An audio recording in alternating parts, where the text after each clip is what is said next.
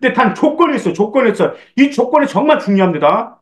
With you, I can be sad with you. Just take my hand and fly up through the dreams. 안녕하세요, 맘띠입니다. 이제 오늘은 우리 여러분들 지금 동아리 활동 주제, 그 다음에 본인에 관련된 어떤 뭐 실험 같은 주제, 현재 그런 주제 설정해서 학교에서 보고서 작성하고 계획서 작성해야 되는 시즌이죠. 자, 근데 오늘 제가 말씀드리고 싶은 것은 우리 많은 학생들 궁금해한 거, 그래, 우리가 학종으로 수시로 대학교를 가기 위해서 그리고 또한 정시에서도 소리평가하겠다라고 하는데 과연 지식을 확장해내야 되는데 어떻게 확장하고 어떻게 확장할 때 역량을 제대로 보여주는지 이 점이 궁금하신 분들이 계셔서 오늘 차근차근 하나씩 그대로 정확히 말씀드리겠습니다. 첫 번째로 지식을 확장하기 위해서는 교내 활동에 적극적으로 참여하실 필요가 있습니다. 그런데 교내 활동에 적극적으로 참여하는 것은 1학년, 2학년, 3학년 틀려요. 무슨 말씀 이해가시죠? 먼저 1학년 때는 학교에 있는 모든 활동에 다양하게 참가해 경험의 다양성을 보여주실 필요가 있습니다. 그러면서 그 경험의 다양성을 보여주면서 여러분이 갖고 있는 장점과 역량이 무엇인지 찾아 나가는 과정이 1학년 때 생활기록부에 보여줘야 된다는 말입니다. 무슨 말씀 이해가시죠? 2학년이라면 어떤 교내 활동, 어떻게 교내 활동에 적극적으로 참여하셔야 되냐면 잘 들으셔야 돼요.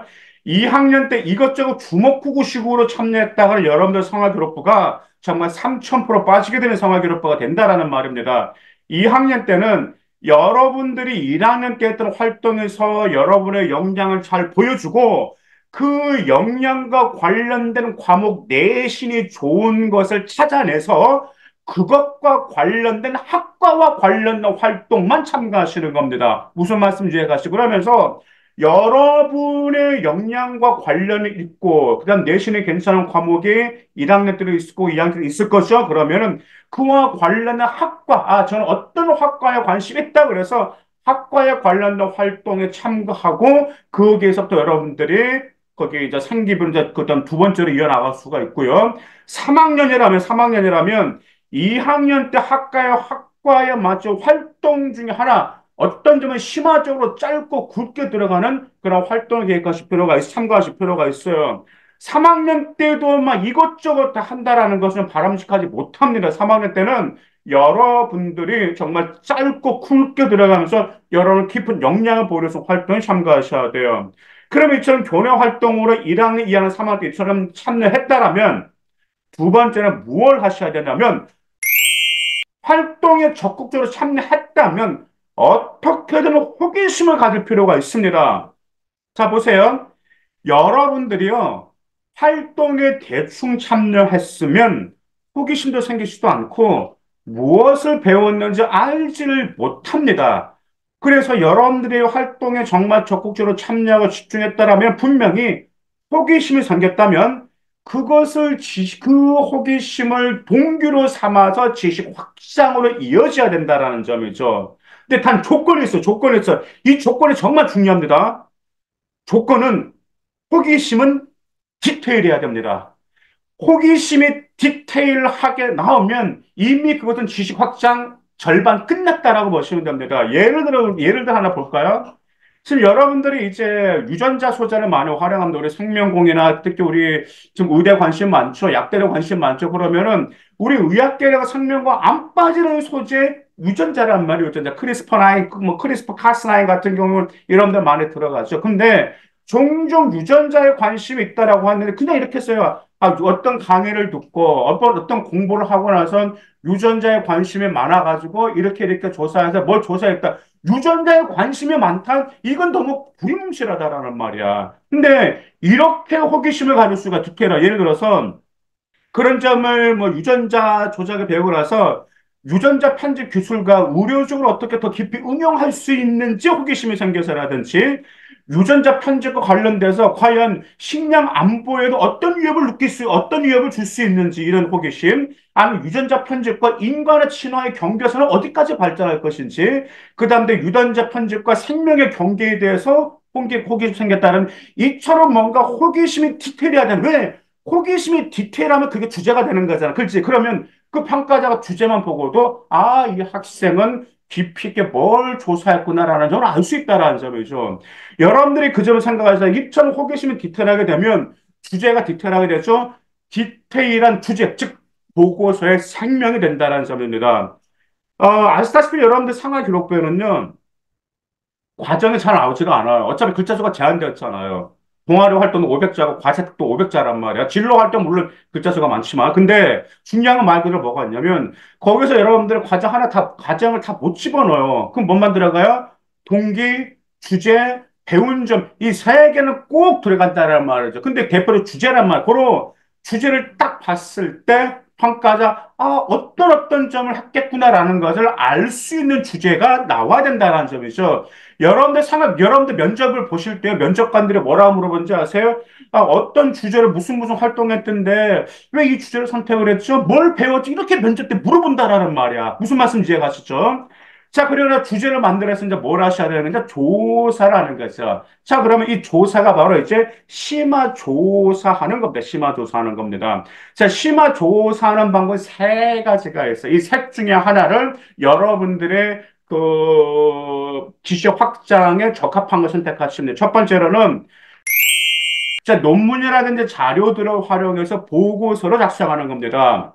자, 근데 제가 한 가지 여러분들을 당부드리고 싶은 것이 보고서를 작성하는 것도 좋긴 좋아요. 그런데 보고서를 작성하기 전에 어떤 논문, 어떤 자료, 어떤 뭐 링크, 그것도 좋긴 좋은데 반드시 어떤 책을 꼬리물기 독서로 나갈 것인지 이 점까지 계산해서 책가를 선정하실 필요가 있어요. 그러면은 여러분들이 보고서를 작성하고 나서 그걸 제출했다면 그러면 지식을 확장시킨 거냐? 근데 보고서를 작성하고 나서 더 깊은 지식을 확장하기 위해서 책을 연계해 나가는 것. 이렇게 나올 때 보고서가 살아나면서도 여러분들의 역량이 살아나게 되는데, 단지 제가 어떤 주제로 뭐가 궁금해서 보고를 작성했음이라고 끝나면은 약간 좀 뭔가 좀 2% 부족하단 말이에요. 무슨 말씀인지 가시죠? 자, 두 번째 심화 조사하는 방은 바로 실험하는 것입니다. 지금 요즘에 실험 주제 관련돼서 좀 상담 예약 문의가 좀 많은 편입니다. 뭐, 이제 의대생이라든지 아니면 뭐 생명공이라든지 아니면 뭐 여러 가지 이런 거기 자연과 관련돼서 이제 실험을 하는 건데 이제 우리 뭐 자연이라든지 우리 공학계열 학생들 같은 경우 특히 의학계열을 지원한 학생들 같은 경우는 실험은 무조건 필수입니다. 특히 이 계열들 같은 경우는요, 인문 계열과 달리 결과물이 나와야 학종에서 유리합니다. 컴퓨터 공학이라든지 어떻게든 실험에 들어간 결과물은 나와야죠. 여러분들 조언들을 먼저 구성하시겠죠. 그리고 나선 실험은 동기와 실험 과정부터 작성하실 필요가 있겠죠. 여러분들 실험 계획서 제출해야 되잖아, 그렇지? 그래서 동기를 이제 동기는 아까 금방 앞에서 말씀드렸던 점 그 점을 삼아서 동기를 잡고 실험은 어떻게 될 것인지 실험 과정을 작성해야 됩니다. 자, 실험 과정을 어떻게 작성해야 될까라는 점은 이제 여러분들이 많은 조사를 하실 필요가 있습니다. 뭐, 우리, 뭐, 데이터 사이언스 어떤 뭐 홈페이지를 들어가 본다라든지, 아니면 MIT 공통 홈페이지를 한번 들어가 본다든지 해서, 과학과 관련된, 실험과 관련된 다양한 정보가 굉장히 많이 있잖아요. 그래서 그것을 여러분들 직접 해보게 하기 위해서는 어떻게 할 것인지 과정을 작성하시고 나서, 이제 그 결과물을 나와야 돼. 결과물을 배운 점이라든지, 아니면 어떤 점 좀 취약했다라든지, 그 점까지 여러분을 계산해서 실험을 하실 필요가 있어요. 그리고 또한 여러분들 실험 같은 경우는 종종 이제 실험에 이제 한 가지 있어요. 실험에 망치는 경우가 종종 있어요. 근데 실험에 망쳤다라고 해서 그것은 절대로 그냥 뭐 포기해서는 안 됩니다. 망친 실험을 정말 잘 살릴 수 있는 방법은 실험에 망친 이유가 무엇인지를 발견해서 그것을 해결해 나가서 실험을 완성해 나가는 것, 이렇게 나가는 것 정말 상하기록부가 아주 멋지게 퀄리티 있게 나온다는 걸 기억하실 필요가 있어요. 그리고 실험을 하고 나서도 이제 결과물을 만들고 또 책을 연계해서 하는 인문적인 소양과 깊은 학업적인 역량을 확장하는 것도 같이 보여주게 되면 여러분들의 심화 조사형과 심화 역량, 지식 확장을 확실히 보여줄 수가 있습니다. 자, 그다음 세 번째 바로 무엇일까요? 조사도 했고 실험도 했어. 자, 세 번째는 바로 설문조사하는 것입니다. 우리 학생들이 이제 지식을 확장한다기 위해서는 이제 보고서라든지 실험 이것은 이제 계획을 하는데 설문조사까지는 참 생각 못하는 아이들이 많이 있어요. 근데 설문조사를 어렵게 생각하는 학생들이 있어요.